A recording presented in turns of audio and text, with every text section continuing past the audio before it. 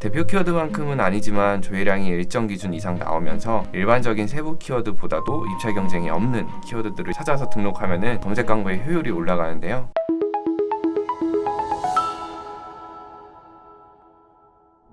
네, 안녕하세요. AMPM 글로벌의 김윤중 팀장입니다. 오늘의 강의 내용은 검색 광고에 대한 내용입니다. 많은 광고주분들께서 기본적으로 하는 광고가 바로 검색 광고일 텐데요. 정확한 타겟팅으로 퍼포먼스에 극대화된 매체라서 다들 검색 광고를 운영하고 계시지만 너무나 치열한 입찰 경쟁으로 인해서 효율을 못 보고 계시는 분들도 많을 것 같아서 준비를 했고요. 오늘 준비한 내용은 나만의 키워드를 구성해서 효율을 올려보는 방법에 대해서 말씀드려보도록 하겠습니다. 사실 키워드 구성이야 거기서 거기 아니냐고 하실 수도 있지만 이 키워드 구성만으로 효율이 극대화될 수 있는데요. 그러면 지금부터 어떠한 방식으로 키워드를 구성하고 진행하면 좋을지에 대해서 같이 보도록 하겠습니다. 일반적으로 마케팅 담당자분들께서 검색 광고의 키워드를 구성할 때는 대표 키워드와 세부 키워드 이렇게 구분을 해서 등록을 하는데요. 대표 키워드는 말 그대로 업종에 대표되는 키워드나 업종과 직접적인 연관이 있으면서 조회량이 높은 키워드들을 말합니다. 높은 CPC로 인해서 상순위에 입찰하기 위해서는 진행하기 어려운 부분들도 있는 키워드군이고요. 반대로 세부 키워드는 업종과 관련은 있지만 조회량이 상대적으로 낮은 키워드들 위주로 구성이 되는데 낮은 CPC로 많은 유입을 받기 위해서 대량으로 등록하게 됩니다. 이러한 대표 키워드나 세부 키워드를 등록하실 때 대부분의 마케팅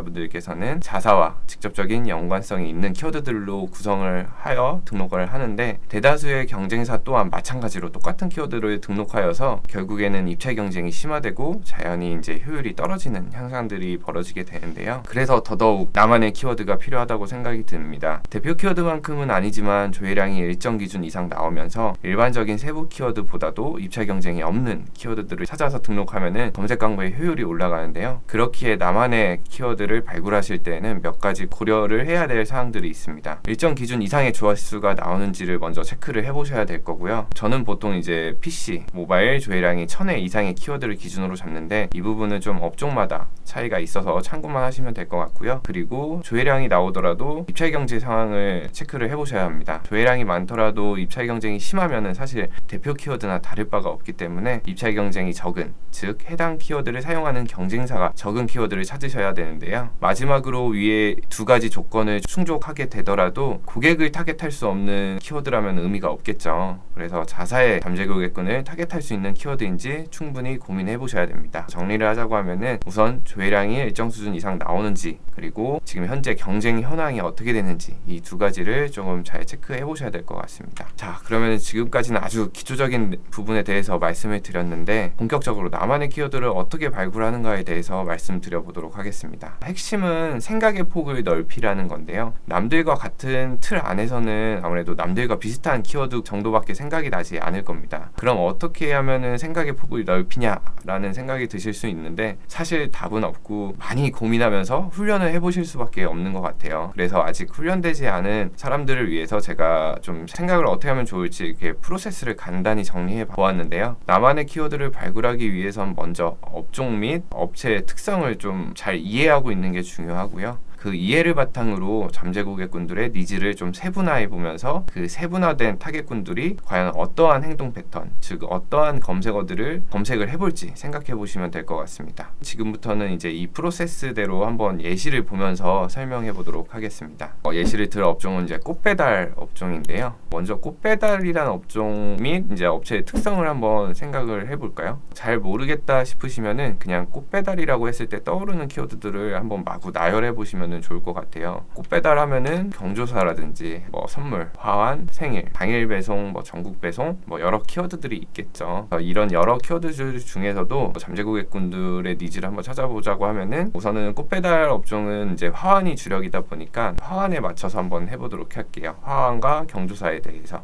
잠재 고객의 니즈를 세분화할 때는 과연 이 화환, 경조사에 필요한 이 화환들을 보통 어느 때 주문을 할지를 한번 생각해 보시면 될 것 같아요. 보통은 뭐 결혼식, 장례식, 그리고 뭐 개업식 등의 이제 이런 경조사에 주로 이용이 되는데 니즈를 이제 나눠서 보면은 결혼식과 장례식에 대해서 한번 보도록 하겠습니다. 그러면은 우선 결혼식과 장례식을 가는 사람들의 행동 패턴을 한번 가정해 보도록 할게요. 결혼식의 경우에는 보통 결혼식 날 수개월 전에 아마 소식을 미리 접하게 되고요. 다음에 한 달 정도 정도 전에 청첩장을 받게 되고 청첩장에는 이제 약도와 주소가 표기되어 있을 거예요. 그럼 아마 화환을 결혼식 전 한 일주일 혹은 2, 3일 정도 전에 미리 주문을 하는 행동 패턴을 보이겠죠. 반대로 이제 장례식장 같은 경우에는 어떨까요? 예측할 수가 없죠. 갑작스러운 부고 소식을 지인을 통해서 듣거나 아니면은 뭐 문자를 통해서 알게 되는데, 그럼 보통은 당일에 장례식장을 가거나 그 다음날 방문하는 경우가 대다수죠. 여기서 한번 생각해 보시면은 부고 소식을 들었을 때, 문자를 받았을 때 보통은 결혼식 청첩장처럼 주소가 나오지는 않고 땡땡땡 장례식장 이렇게 장례식장 명을 알려주는 경우가 거의 대다수거든요. 그럼 장례식장에 방문하기 위해서 사람들은 어떻게 할까요? 아마 대다수의 사람들은 장례식장 뭐 땡땡땡 장례식장 이런 장례식장 명을 검색해 볼 거예요. 어디에 있는지 알아야 이제 장례식장에 갈 수가 있으니까. 이때 장례식장을 검색한 사람들에게 만약에 장례식장 화환에 대한 광고가 나오면 어떨까요? 충분히 잠재 고객이라고 할 수 있지 않을까요? 자, 여기서 나왔죠. 타겟군들의 행동 패턴이 장례식장명을 검색을 해본다. 장례식장명 키워드를 사용하면은 잠재 고객군들을 타겟팅할 수 있다. 여기까지는 하나의 이제 가정일 뿐이긴 하지만 충분히 납득이 되시죠? 그렇다면 이런 식으로 찾아낸 키워드군이 효율이 있을지, 제가 처음 말씀드린 기준에 부합이 되는지를 한번 살펴보도록 하겠습니다. 왼쪽 표는 이제 제가 그냥 임의로 몇몇 장례식장의 키워드의 한 달 조회량을 검색한 건데요. 보시면 아시겠지만은 조회량이 꽤 상당히 많이 나오고 있는 편입니다. 그럼 제가 초반에 말씀드렸던 이제 조회량 기준에 어느 정도 부합이 된다라고 판단이 들고, 그 다음은 경쟁도를 한번 보자고 하면은 장례식장 화환 관련된 대표 키워드의 경쟁 업체는 약 130여 개의 업체가 파워링크에 등록이 되어 있어요. 그리고 세부 키워드의 경우에는 약 30개에서 50개의 업체가 등록이 되어 있고요. 하지만 이 장례식장명 키워드의 경쟁 업체는 5군데에서 10군데 정도밖에 되지 않습니다. 이 말은 적게는 대표 키워드 대비해서 10배에서 많게는 20배 이상의 CPC 단가 차이가 날 수 있다는 것과 동의를 하면서, 그만큼 그러면 CPC 단가가 저렴하면은 아무래도 효율도 그만큼 상승이 가능하다는 말과 같겠죠. 그리고 가장 중요한 잠재 고객군을 타겟팅 할 수 있는지의 기준에서 보자고 하면은, 앞서 말씀드린 대로 장례식장을 검색한 사람들의 니즈는 대다수 장례식장에 방문하기 위해 검색을 했을 거라는 생각이 자연스럽게 들죠. 그 말은 충분히 잠재 고객으로 판단할 수 있다는 근거가 될 수 있을 것 같습니다. 자, 이렇게 한번 프로세스대로 진행을 해봤는데 예시를 보면서 조금은 이해가 되셨을지 모르겠네요. 그래서 다음 예시를 한번 또 들어볼게요. 아까는 이제 화환, 경조사에 대해서 해봤으니까 이번엔 꽃, 선물을 한번 해보도록 하겠습니다. 일반적으로 꽃은 언제 선물하나요? 보통 졸업식, 프로포즈, 생일 선물 등등의 이제 특정한 이벤트 날 일반적으로 많이 하시죠. 그럼 일반적인 이벤트나 축하 외에 어떤 경우에 선물이 필요할까요? 이벤트 축하 외에도 사과의 의미로도 선물을 주는 경우들이 있죠. 그러면 사과가 필요한 사람들 혹은 사과하고 싶은 사람들의 행동 패턴을 생각해 보는 거예요. 보통 선물들은 이성관계에서들 많이 하니까 연인관계의 관점에서 한번 생각해 볼게요. 여자친구와 뭐 싸웠거나 잘못을 했을 때 화해하거나 사과를 해야겠죠. 그러면은 여자친구와 싸웠거나 잘못한 남자들이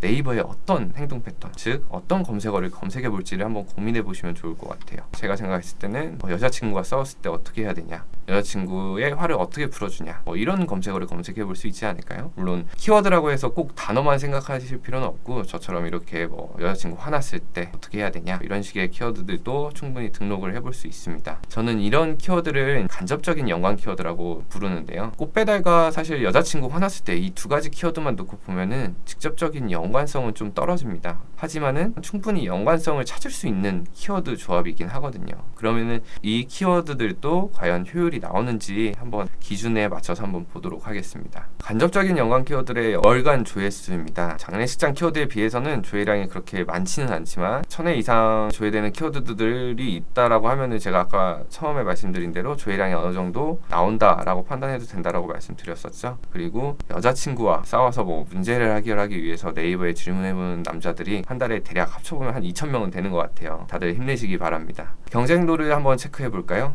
꽃배달 업종의 경쟁업체의 파워링크 입점 현황은 적게는 130여 개에서 많게는 160여 개의 업체가 입점되어 있습니다. 여자친구가 화났을 때란 키워드는 약 5개의 업체만 등록이 되어 있습니다. 일반적인 키워드에 비해서 경쟁도가 훨씬 낮죠. 그리고 여자친구와 화해하고 싶은 사람에게 꽃 선물을 해보는 건 어때? 라는 조언을 해주는 것 같은 맥락으로 충분히 광고가 통할 수 있을 것 같아서 잠재 고객을 타겟팅할 수 있을 것 같습니다. 이런 식으로 이제 생각을 넓히는 건데 이해가 좀 되시나요? 다음 예시를 한번 한번 보도록 할게요. 다음은 다른 업종의 예시를 좀 가져와 봤는데 의류 쇼핑몰을 한번 가져와 봤습니다. 의류 쇼핑몰의 특성을 한번 보면은 제가 생각하는 의류 쇼핑몰은 상품 노출이 굉장히 중요합니다. 사람들에게 옷은 의식주라고 해서 꼭 필요한 요소죠. 옷을 안 입는 사람은 없으니까. 그래서 사람들은 살면서 지속적으로 옷을 구매하게 되어 있고, 이러한 사람들에게 자사의 상품에 대한 구매 욕구를 자극하기 위해서는 자사의 상품을 많이 노출시키는 게 굉장히 중요한데, 온라인에서는 아무래도 자사의 상품을 노출시키기 위해서는 자사의 사이트로 유입을 시켜야 합니다. 그렇기에 결국 사이트 유입수가 이 의류 쇼핑몰에서는 굉장히 중요한 요소 중에 하나다라고 보시면 될 것 같아요. 그리고 이 옷을 구매하는 사람들의 니즈를 조금 살펴보면은 아마 굉장히 다양할 거예요. 여성분들은 뭐 결혼식장에 입고 갈 옷이라든지, 아니면은 취업을 하기 위해서 면접을 보러 갈 때 입을 정장이라든지, 아니면 모임에 입고 갈 옷이라든지 등등 좀 다양한 상황에 따라서 다양한 니즈들이 존재하는데, 이런 니즈들을 하나하나 세분화해서 행동 패턴을 고려한 다음에 키워드를 추가해도 굉장히 좋은 방법이 될 것 같고요. 우선 저는 큰 틀로 한번 생각해 봤어요. 옷이 어느 때 필요한지. 옷을 구매하는 니즈는 크게 시즌에 따라서 혹은 트렌드, 유행에 따라서 구매하는 경우가 많은 것 같아요. 시즌이라고 하면은 뭐 봄, 여름, 가을, 겨울이 될 수 있겠고, 트렌드라고 하면은 뭐 유행, 그 시기에 유행하는 것들이 될 수가 있겠죠. 그렇다면은 이런 시즌이나 트렌드는 어떤 식으로 접하는 경우가 많을까요? 제가 생각했을 때는 트렌드의 선두주자라고 하면은 아마 연예인일 것 같아요. 그리고 그 연예인들을 가장 쉽게 전할 수 있는 것은 미디어일 거고요. 그렇다면은 이러한 연예인들, 미디어에 나오는 연예인들 키워드를 우리 쇼핑몰과 접목을 시켜보는 거예요. 예를 들면은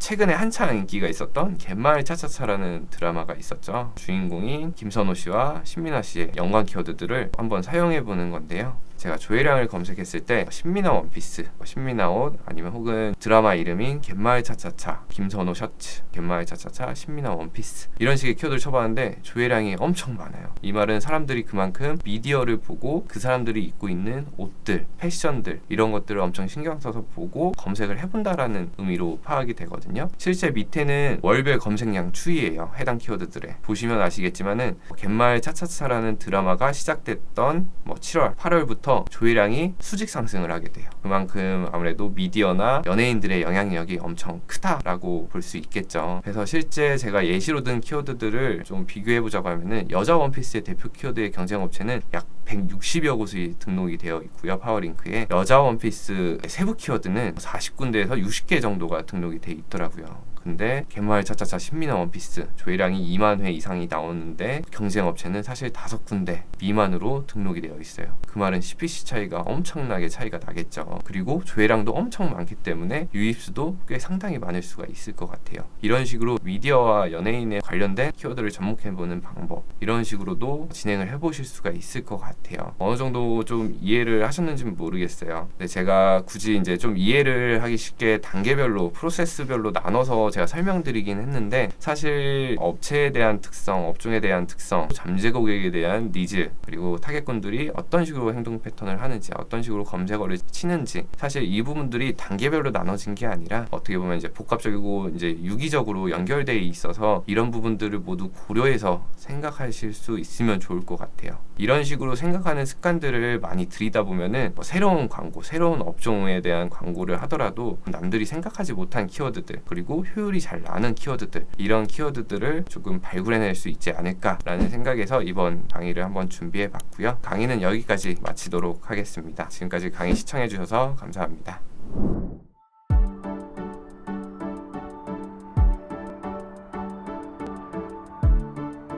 구독과 좋아요는 컨텐츠 제작에 힘이 됩니다.